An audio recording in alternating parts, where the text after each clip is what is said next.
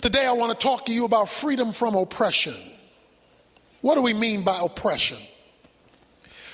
Oppression is imposed domination of another person or a group of people in order to control them mentally, physically, emotionally, and the worst of all, spiritually, in order to stifle their aspirations and limit their potential. To be oppressed is to be dominated or held down or suppressed in such a way as to cancel or control or to limit your divinely ordained potential. Everyone here who has been created by God, which is everyone here, was created with potential.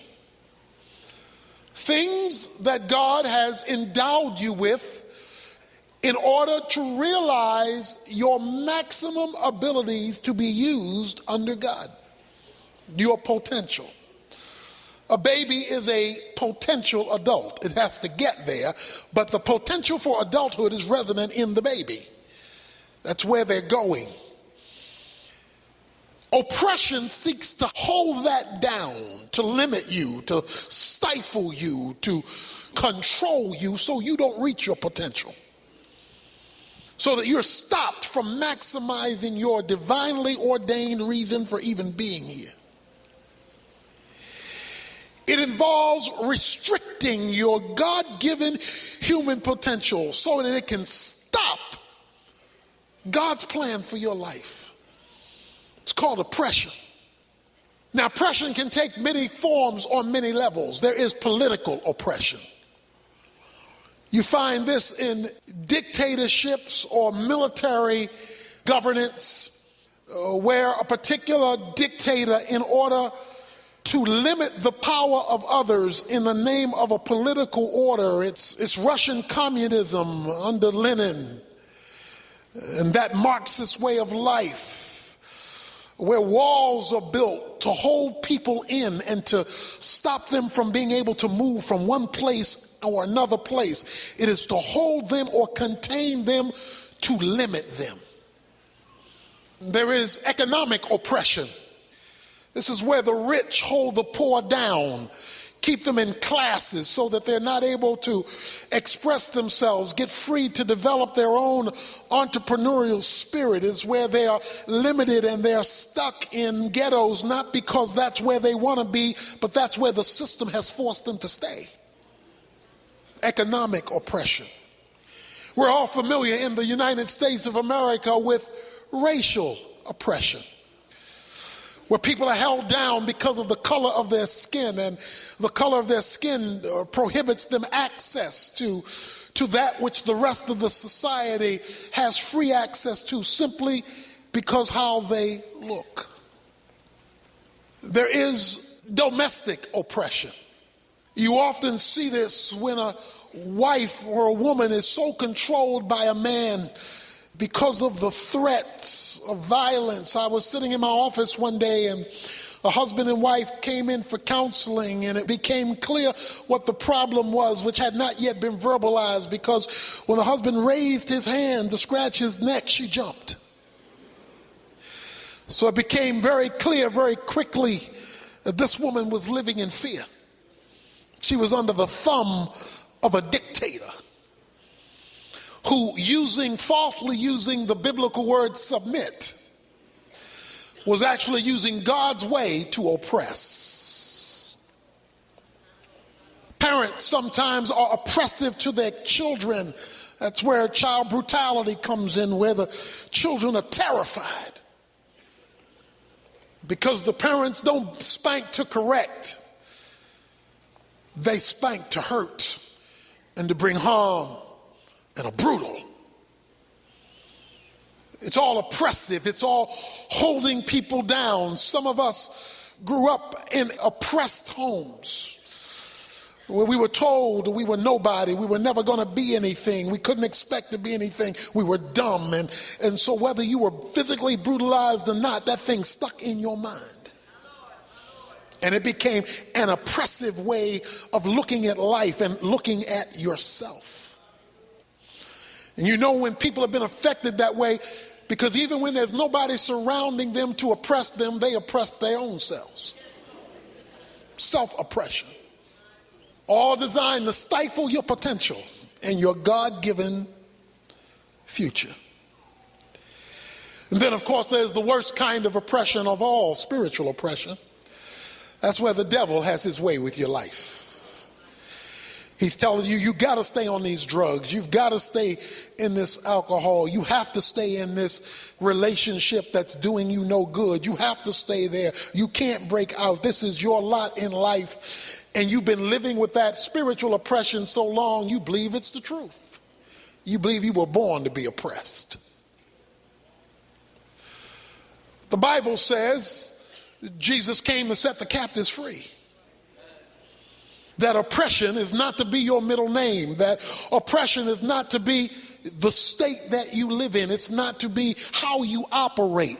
That you have been freed by creation, simply because you're human, and then even more so by redemption, because you are a child of God. In the passage read in your hearing today, Israel is being held hostage in Egypt. Verse 23 of Exodus 2, now it came about in the course of those many days that the king of Egypt died, and the sons of Israel sighed because of the bondage, and they cried out, and their cry for help because of their bondage rose up to God. They were in bondage. Remember, freedom is released from illegitimate bondage. What happened? Well, if you look at chapter 1, verse 8, it says a new king rose in Egypt who did not know Joseph. The people of the sons of Israel, they said, are more mightier than we. Come, let us deal wisely with them, or else they will multiply. And in the event of war, they will also join themselves to those who hate us and fight against us and depart from the land. So they appointed taskmasters over them to afflict them with hard labor. Verse 12, and the more they were afflicted, and the more they multiplied and they spread. Verse 13, the Egyptians compelled the sons of Israel to labor vigorously, and they made their lives bitter with hard labor. The end of verse 14, which they rigorously imposed on them. Notice the words. Imposed, compelled, bitter, afflicted, taskmaster. They were being bound. They were being forced. They were being driven. Why? Why was there oppression? Because the oppressor did not want them to be free. The oppressor said, if we let these people go free, they'll become too strong. That's what he says. And that's what oppression always wants to do. It wants to limit you becoming strong. It wants to limit what God can do in your life. And so it begins to work its insidious evil in order to stop you from realizing your maximum potential. See, that's how you have to look at this thing. You have to look at this thing, whether it's spiritual oppression or whatever kind of oppression it is. It's trying to stop you from what the U.S. Army wants you to do. Be all you can be. Because God has destined you for freedom, which has to do with maximizing your potential under God. God has redeemed you for freedom. But the problem was there was an evil king who did not want them to be free, who wanted to keep them hostage. And I'm here today to tell you, freedom is your middle name. And that I don't care how long you have been oppressed. They have been oppressed for 430 years. I don't care how old you are today. Today is the day of your freedom. Whether it's self-imposed freedom, freedom by somebody else, freedom even in a culture, unless you understand that oppression in any form is against the will of God, no matter how legitimate it's been made to sound by the oppressor. God's gift to you. God's gift to you today is freedom. What did the king want? The king of Egypt wanted to use the children of Israel to further his agenda. What does the devil want? to use you to further his agenda. What he doesn't want you to do is to find out what God's got in store for you. He doesn't want you to further God's agenda. He wants you to further his agenda. And he knows if he can hook you up on something that now controls you. That's why Paul says, I will be controlled by nothing. You can be led by people. You can be led by things. But once something is controlling you, it has taken over God's place in your life. And the Bible has a word for that. It's called idolatry. Nobody is supposed to be able to control you but God.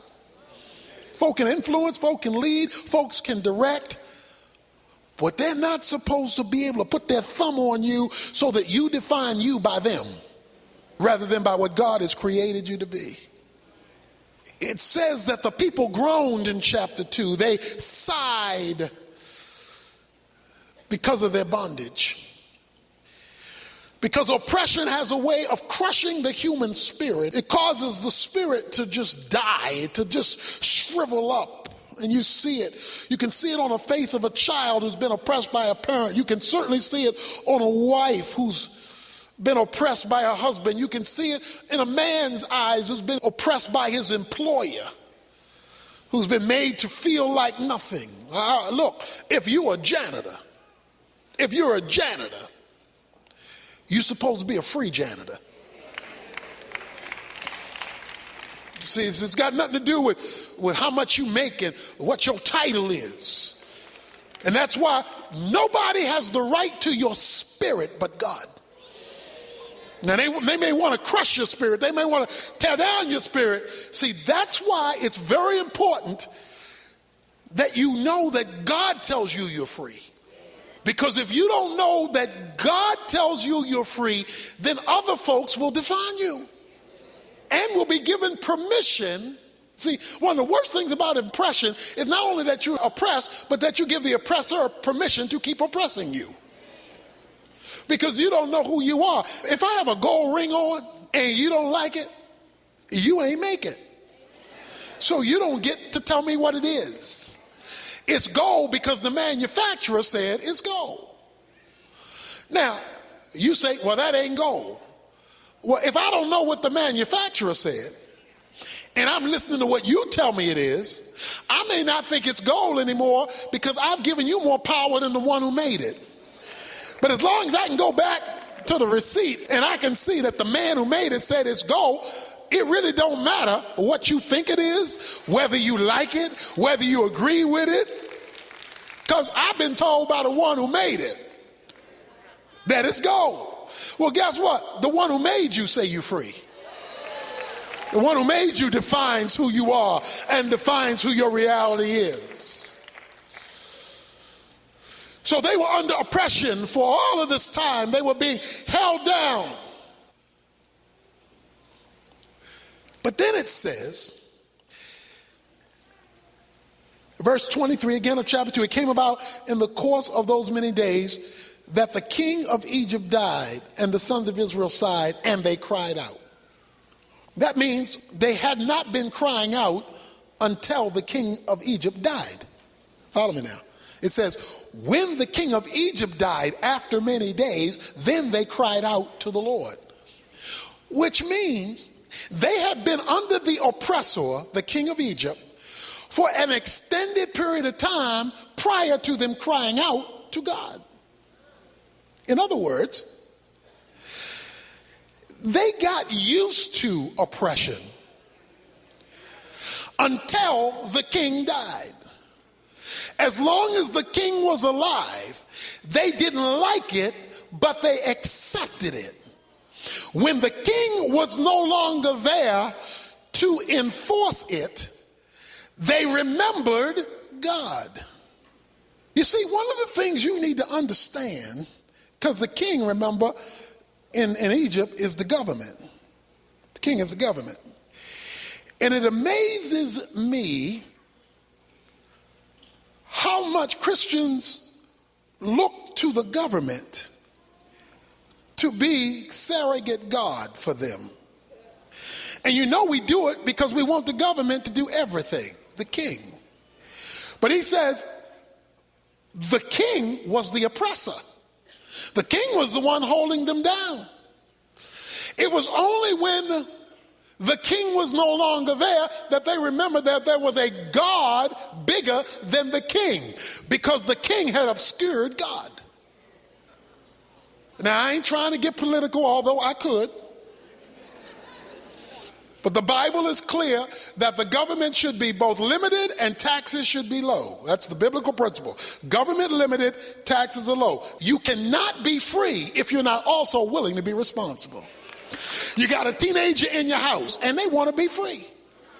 They want to be free from mother and father and rules and regulations and got to be home at 10 or 11 or 12. I want to be free. Okay, are you ready to pay your bills? Okay, you see, if you demand freedom, you are at the very same time demanding responsibility. Don't tell me you want to be free, but you want to be irresponsible. That's a contradiction in terms. God told Israel, he said, when you get to the promised land, don't expect any more manna from above. On the wilderness, I'm going to rain down your blessing. When you get there, pick up the shovel and the pick, and you pick up the oxen, and you plow the land. Because freedom demands responsibility. So we got folk waiting for God to drop stuff from heaven when God is saying, I thought you wanted to be free. And that means you take ownership and responsibility in order to enjoy freedom. You can't enjoy freedom and be irresponsible at the same time. So the more, getting back to political, the more you want the government to do, the less free you're asking yourself to be. Now, that's not a popular thing, and that won't get me votes, but I ain't running, so it don't matter. He says that when the king died, when government was no longer to handle this situation, they now are remembering God had a covenant. It says the covenant that he had with Abraham, Isaac, and Jacob. They remembered God had something to say about this. What did God tell Abraham, Isaac, and Jacob? God says, I'm going to bless you, and through you all the nations of the earth will be blessed. They remember, and I'm going to curse those who curse you, and I'm going to bless those who bless you. So it dawned on them when they remembered the covenant. God said he was going to curse those who curse us, because we're his covenanted people. Egypt has been cursing us with bondage and oppression. But God said if they curse us, they curse him. Any of you ever had a big brother, folk were messing with you, and you said, well, I'm going to go tell my brother. Or you had some cousins, or, violent brothers, just. In other words, you remembered you got somebody bigger than your problem. God says in the Abrahamic covenant, I'm going to curse those who curse you, bless those who bless you. You cursing me? You cursing God? Hey! It says they cried out to God. They remembered the covenant. You see, here's what oppressors have some things in common. And the thing that an oppressor does not want you to have is information. See, oppressors try to keep, that's why oppressors of people try to keep them uneducated, because they know if they get a little knowledge, they're going to discover that they got the right to be free. You see, they want to keep you ignorant. They want to keep you uneducated about the realities that are yours.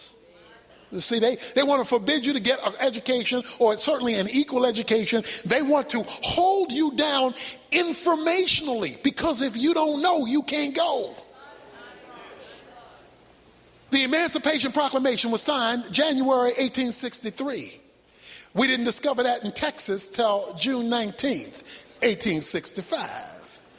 That information about June 1863 was withheld from slaves in Texas. But we discovered the slaves in Texas in June 19, 1865, that in January 1863, slaves were set free. Folk been partying ever since. Juneteenth.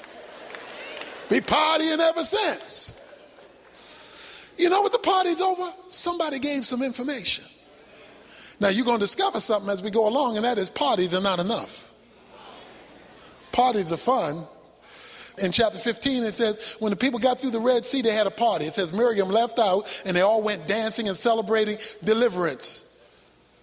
They celebrated deliverance, but you can be delivered and not free, because they were partying about deliverance, still wanting to go back to Egypt. So partying is not enough. Barbecues won't cut it. Oppressors always want to withhold information. See, a husband who's oppressing his wife and emotionally beating her down and maybe even physically, see, he doesn't want her to know. On the tail end of that verse of submission, it says, wives, submit to your husbands as to the Lord. See, all he wants, every time when I talk to a husband, he says she won't submit. But that's not the full verse. He doesn't want to know the other part of that verse. So when they're in front of me, I give them the rest of the story. That she is supposed to submit to you as to the Lord. So that if you're asking for submission in areas that God doesn't give you permission to ask for or demand it, she is not obligated to submit to that. Now see, he get mad at me because I'm giving the rest of the information. Because oppressors don't want you to have the rest of the information, because they want to keep you under their thumb, because they want to control your future, limit your destiny, so that you don't maximize your potential. And it's done on every single level. But it says they remembered the covenant. They remembered that God had made an agreement to curse those who cursed them and bless those who blessed them. But you see, if you don't know you're supposed to be free, if you don't know that that's your God-given right and your redeemed right as a Christian, you got a twofold right to be free. Creation and redemption. That is, freedom, remember, is not doing whatever you want. Freedom is illegitimate bondage being released from in order to maximize your calling under God. If somebody doesn't tell you that, then you'll think slavery is normal. And I'm supposed to be messed up, jacked up, defeated, not making anything of my life, on drugs, on alcohol, in relationships do you know the amount of women who live year after year in abusive relationships? In abusive relationships because they don't think they're supposed to be free. I had a couple in my office, and the husband is abusing the wife, and it was clear, it wasn't a question mark. And then he said the wrong thing to me. He said, she's my wife, I'll do what I want. I looked over at her and said, when you go home, pack your bags and leave that fool.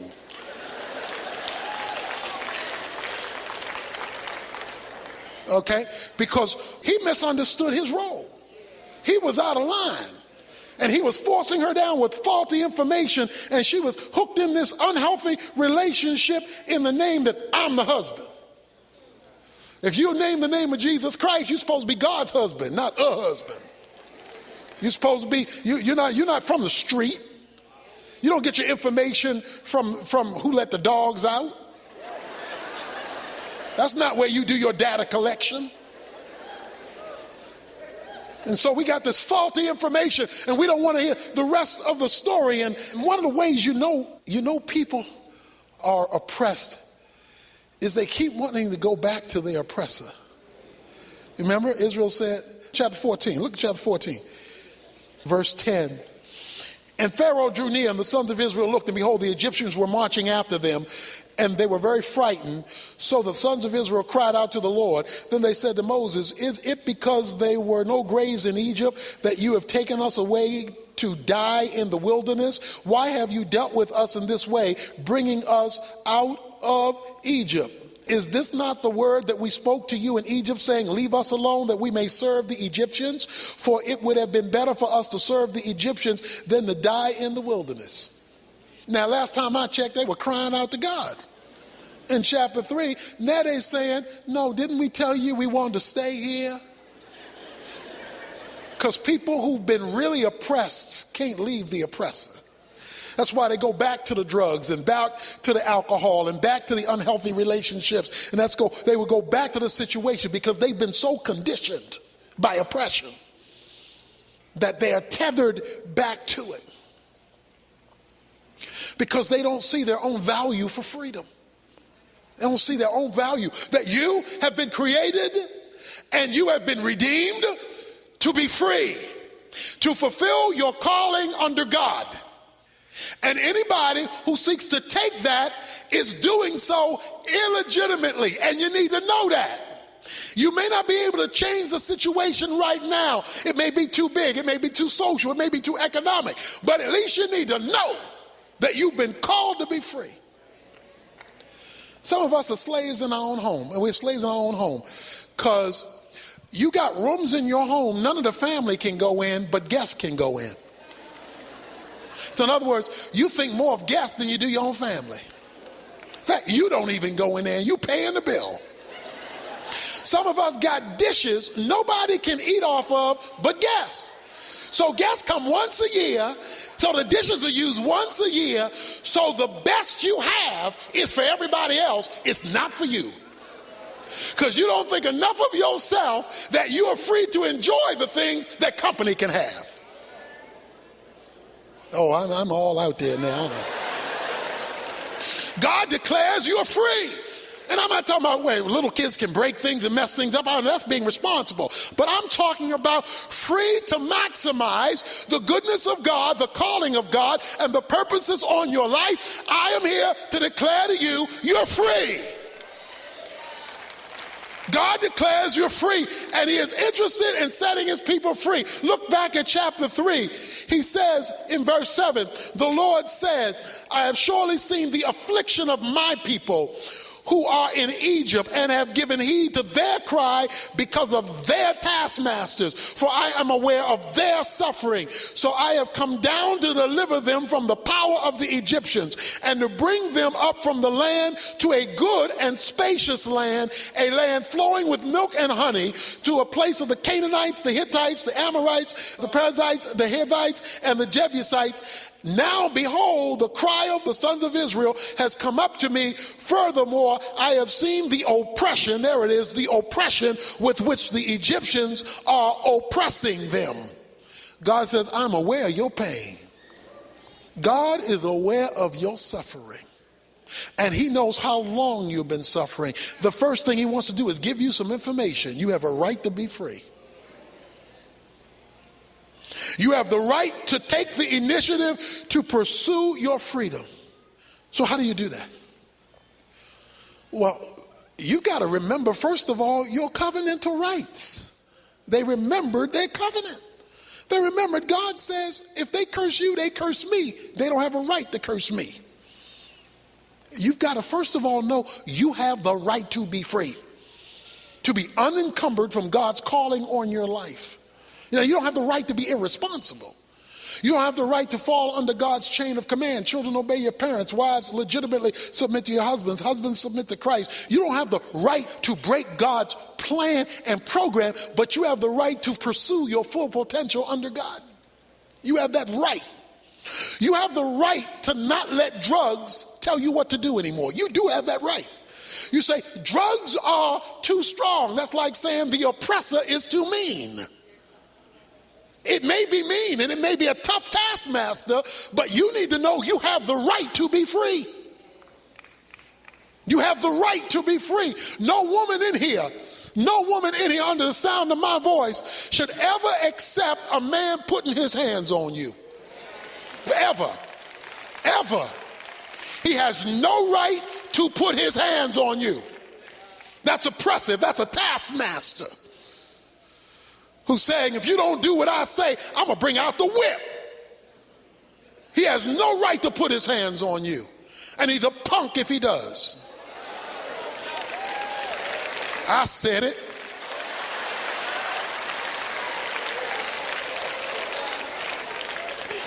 Talking about, she made me hit her.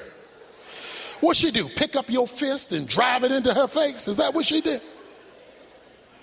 You won't say Mike Tyson made you hit him. Not if you sane, because he crazy. You have a right to be free. You need to know that God's covenant is a covenant that frees you. The book of Galatians talked about one of the great freedoms you need to know about is freedom from legalism. Legalism are rules set up to hold you religiously hostage. They are rules set up to hold you religiously hostage. You will always know a legalist because they always define their Christian life by what you can't do. Anything that the Bible doesn't prohibit is allowed. Folk can't just make up stuff you can't do. You can't make up stuff. That's how cults are. Cults make up stuff.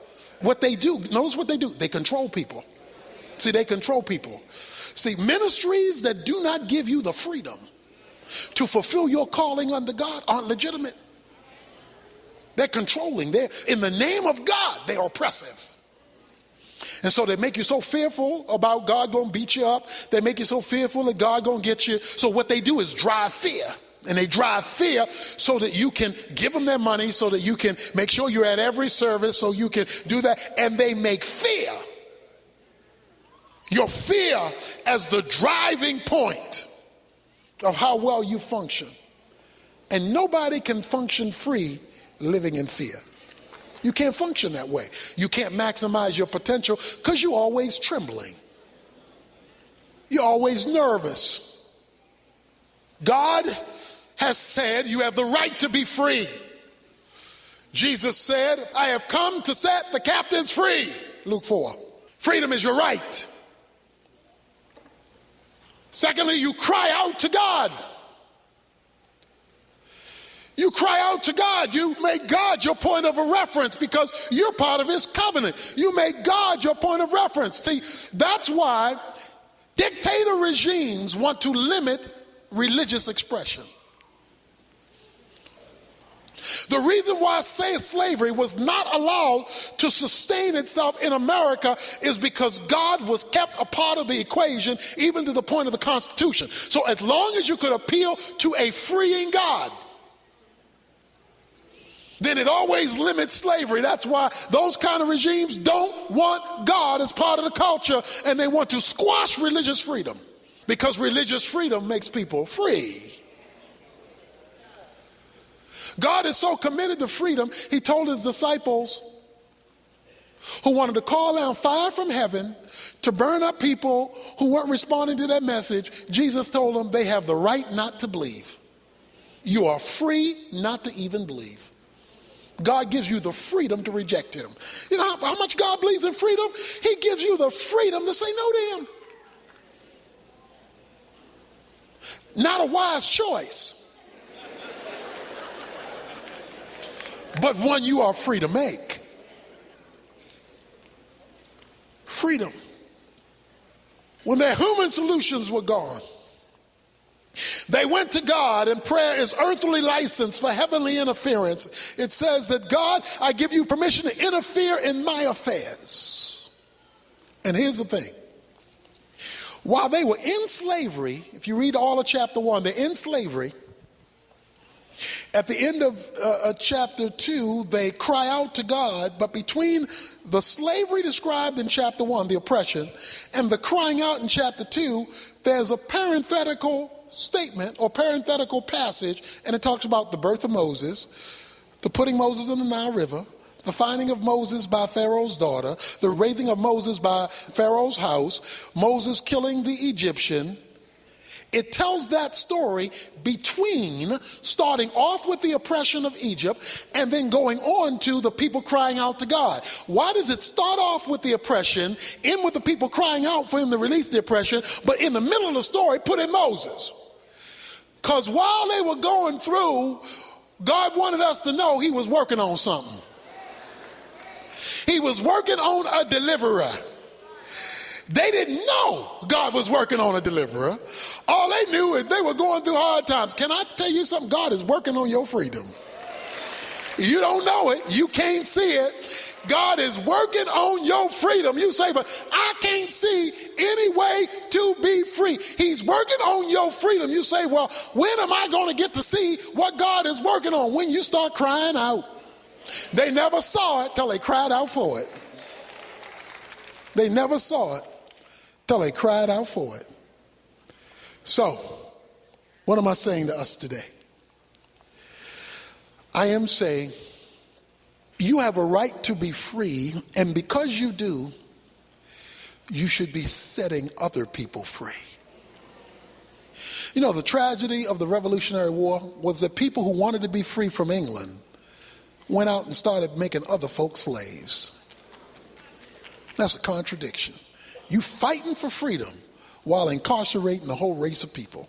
It's a contradiction. But we have the contradiction in our own lives. We want to be treated as free while we hold other folk hostage. No. If you want to be free, you should be setting others free.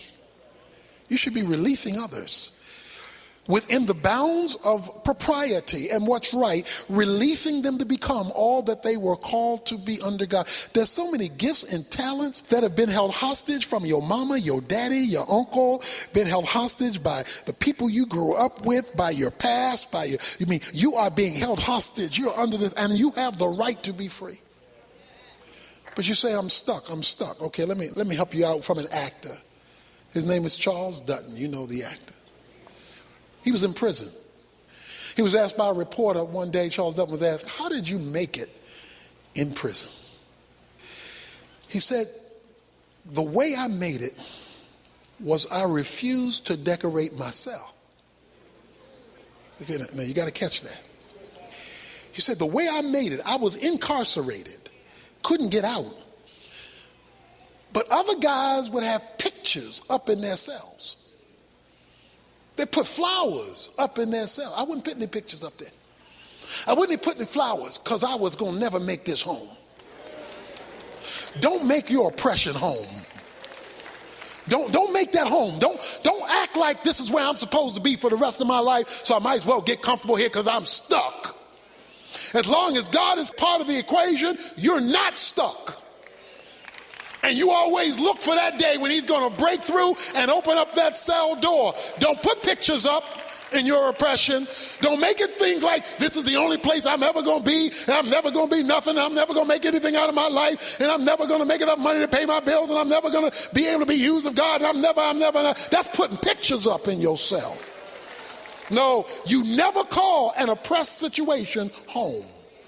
Don't call it home.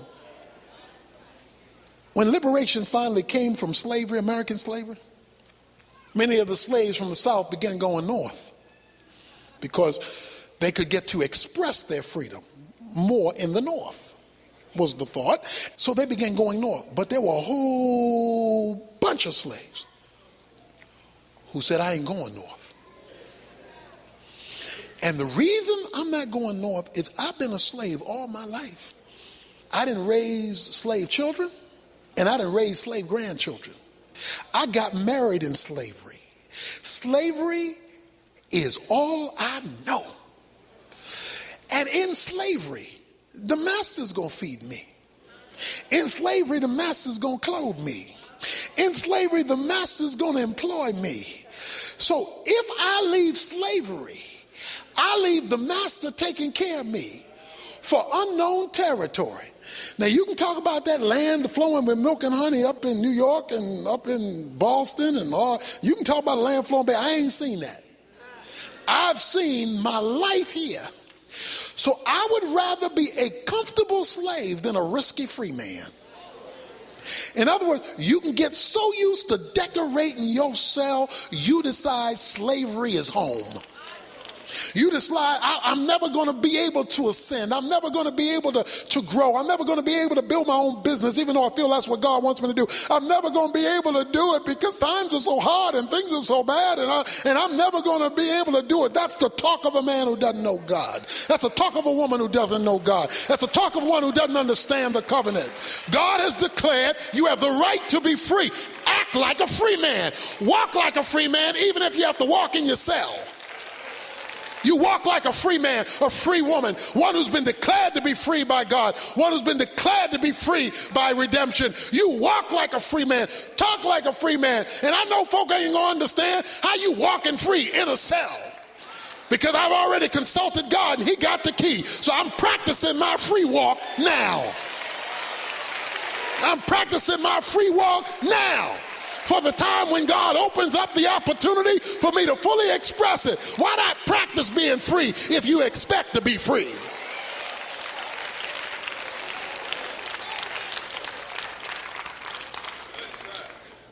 There's somebody here who needs to be set free from something, and you got a right to be free. You have a right to be free.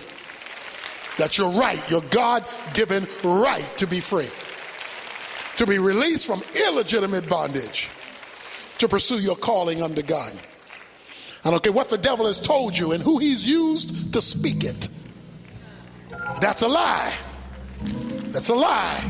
Your bondage is a lie. You say, but you don't know how long I've been there. It's just been a long lie. Because you got a right to be free.